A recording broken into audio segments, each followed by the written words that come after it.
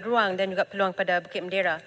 Jadi Malaysia sekarang ini menghadapi fenomena brain drain. Ini satu kenyataan kita tidak boleh nafikan.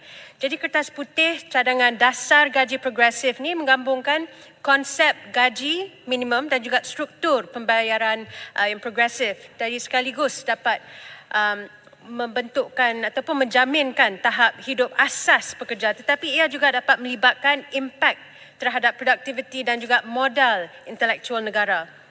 Jadi balik pada gaji minimum, ia merupakan satu asas untuk stabiliti, memastikan pekerja dapat memenuhi keperluan asas mereka yang juga merupakan satu hak asasi manusia.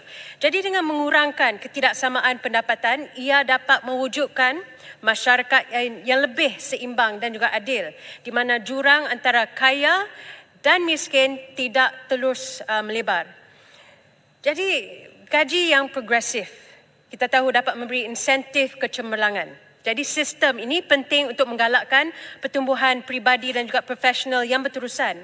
Jadi pekerja lebih cenderung untuk melabur dalam membangunkan kemahiran dan juga kecekapan mereka jika mereka tahu bahawa usaha mereka akan diberi ganjaran dengan gaji yang lebih baik. Jadi sistem sedemikian juga memupuk meritokrasi di tempat kerja. Jadi apabila pekerja melihat bahawa kerja keras dan juga bakat diiktiraf, ia dapat mendorong mereka untuk melakukan usaha yang terbaik. Di Malaysia, sebahagian besar tenaga kerja memperoleh pendapatan kurang daripada RM5,000 dengan 75.7% daripada 6.42 juta pekerja formal termasuk dalam kategori ini. Jadi lebih 1/3 memperoleh kurang daripada RM2,000 setakat Mac.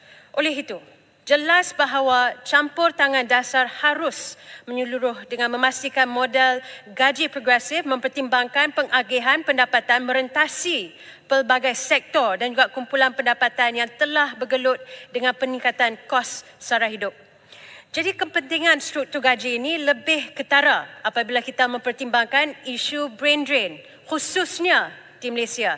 Brain drain, dengan izin, merujuk kepada penghijrahan individu berkemahiran tinggi dan berpendidikan ke negara lain untuk mencari peluang dan juga keadaan hidup yang lebih baik. Jadi Malaysia telah mengalami masalah brain drain yang ketara dengan ramai rakyat kita yang berbakat, terutamanya profesional dan graduan, meninggalkan negara ini. Satu contoh yang ketara adalah penghijrahan profesional penjagaan kesihatan ke negara seperti Singapura, Australia dan UK. Jadi exodus dengan izin ini didorong oleh tarikan gaji yang lebih tinggi, keadaan kerja yang lebih baik dan juga peluang kerjaya yang lebih maju. Bukan juga dengan industri teknologi di Malaysia yang menyaksikan kehilangan bakat-bakat negara ke negara jiran seperti Singapura yang menawarkan ekosistem teknologi yang lebih bertenaga dan gaji yang kompetitif. Jadi dengan ini, melaksanakan gaji minimum yang teguh dan juga sistem gaji progresif adalah strategi yang ampuh untuk menyelesaikan isu brain drain. Dengan memastikan bahawa pekerja dibayar dengan adil dan mempunyai laluan yang jelas kepada pendapatan yang lebih tinggi, Malaysia boleh menjadi negara yang lebih menarik kepada tenaga kerja mahirnya. Jadi pendekatan ini boleh membantu juga mengekalkan bakat-bakat tempatan, malah menarik profesional mahir dari luar negara dan juga mengurangkan godaan untuk mencari peluang di luar negara. Untuk melaksanakan struktur gaji progresif yang berkesan, jadi perlu wujudnya usaha kerjasama antara kerajaan, sektor swasta dan juga organisasi buruh. Jadi dasar mesti dirangka dan dilaksanakan dengan teliti dengan mengambil kira realiti ekonomi industri dan juga wilayah yang kadang-kadang berbeza.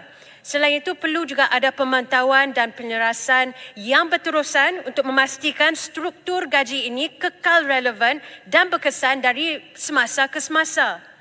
Jadi kesimpulannya, gaji minimum dan juga gaji progresif bukan sekadar alat ekonomi. Kedua-dua ini adalah penting untuk membina masyarakat yang stabil, saksama dan produktif.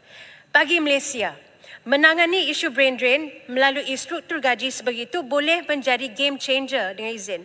Memastikan negara mengekalkan minda-minda terbaik serta meneruskan pembangunan sosioekonomi. Jadi memandangkan dunia semakin menjurus kepada globalisasi, negara seperti Malaysia perlulah mengambil langkah tegas untuk melindungi dan juga memupuk modal insan mereka. Nak landing dah. Sebagai pembuat dasar di peringkat persekutuan, kita juga mempunyai tanggungjawab sosial untuk melindungi rakyat Malaysia dan juga menjamin masa depan yang lebih baik untuk semua. Jadi dalam masa yang sama, kita juga perlu mempunyai tanggungjawab dalam memastikan perniagaan juga mendapat manfaat daripada dasar gaji progresif. Jadi dalam arti kata lain, rakyat Malaysia memerlukan gaji yang lebih baik. Jadi dengan ini Bukit Bendera menyokong Kertas Putih cadangan dasar gaji progresif. Terima kasih. Terima kasih Yang Berhormat Bukit Bendera. Dipersilakan Yang Berhormat Alustar.